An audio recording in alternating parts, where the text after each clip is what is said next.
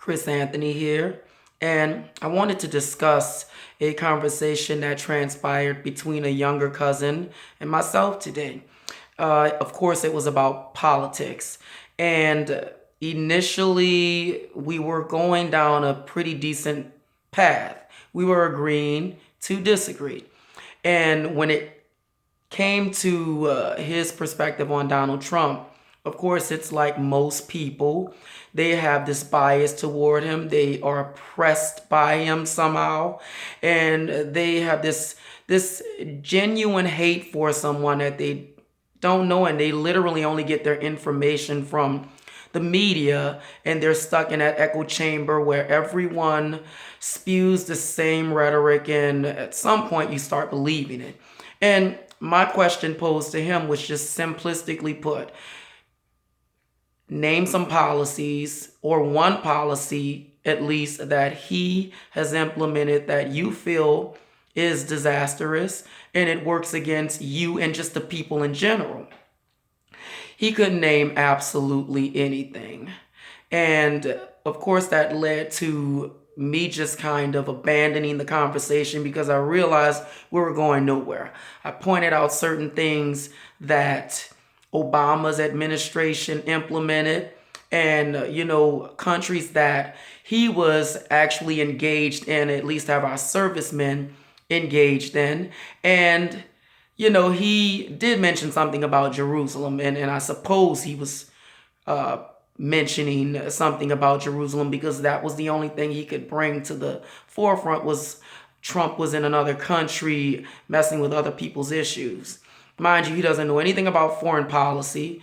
I also don't think Trump knows much about foreign policy because, again, the Council on Foreign Relations are the ones that deal with foreign policy with the United States. And I was trying to educate my little cousin and not capitalize on his ignorance.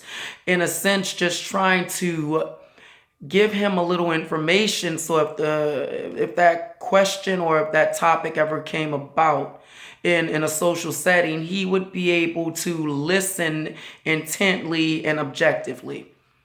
Again, that's why I abandoned the conversation. I realized I just was not going to win, or I just was not going to win with getting through to him, helping him to at least think of the conversation or think of his own thoughts in an unbiased nature.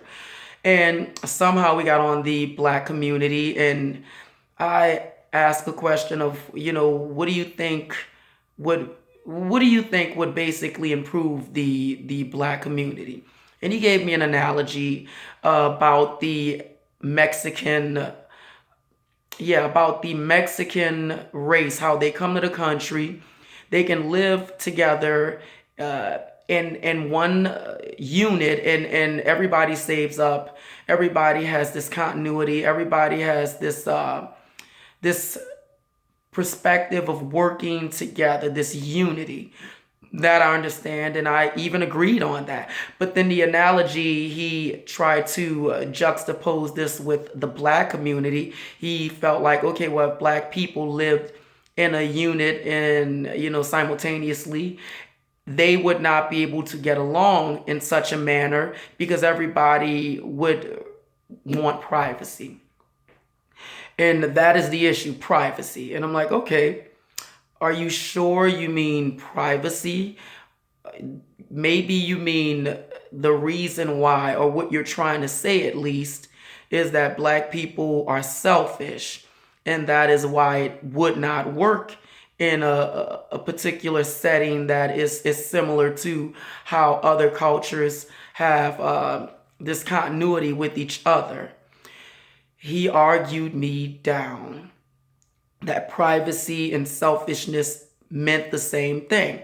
I literally gave him the definitions in layman term and made it as simplistic as I possibly could. I even gathered a particular young lady who was around, and I put him on speakerphone, and I asked the young lady, was the terms privacy and selfishness, in the same category. And she was simply like, no. And I could not get him to understand. I could not get him to identify that maybe you should look into it, get a dictionary, look on Google, and, put them side by side, and, educate yourself. Inform yourself that these two terms have different meanings. I couldn't win.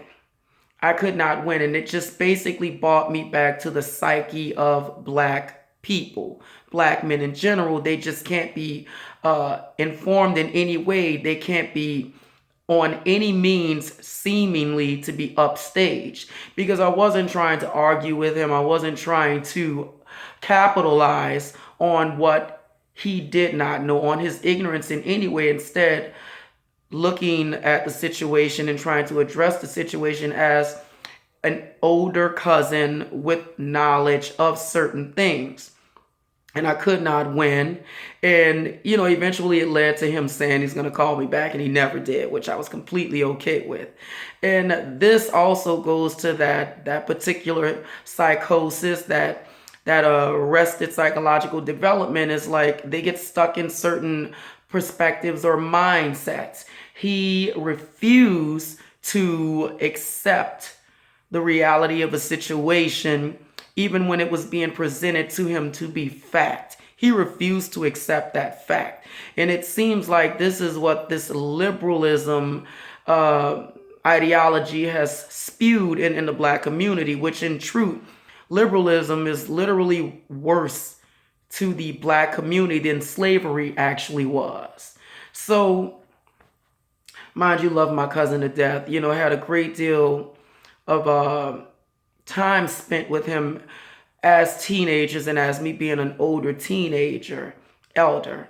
And it sickens me, it frightens me even, that this is the mindset that we have devolved to, and you can't even help it.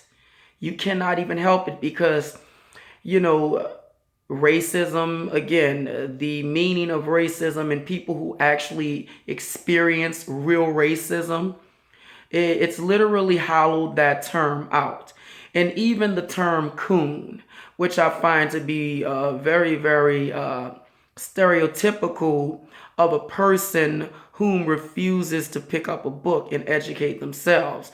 It seems like that should be what a coon is considered, because you're staying in that particular paradigm and that mindset of where slavery was pretty much trying to implant you in the soil and leave you there. And I guess that's the growth of it.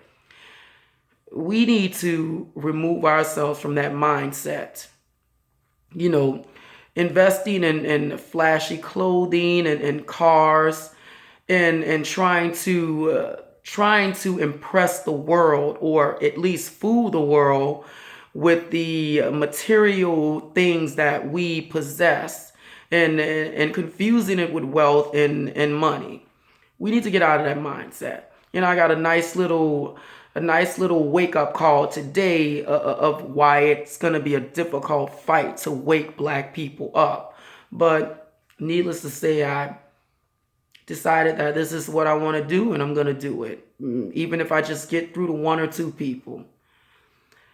Like, subscribe, leave your comments. Let's have a conversation about these issues. I'm Chris Anthony. I'm out.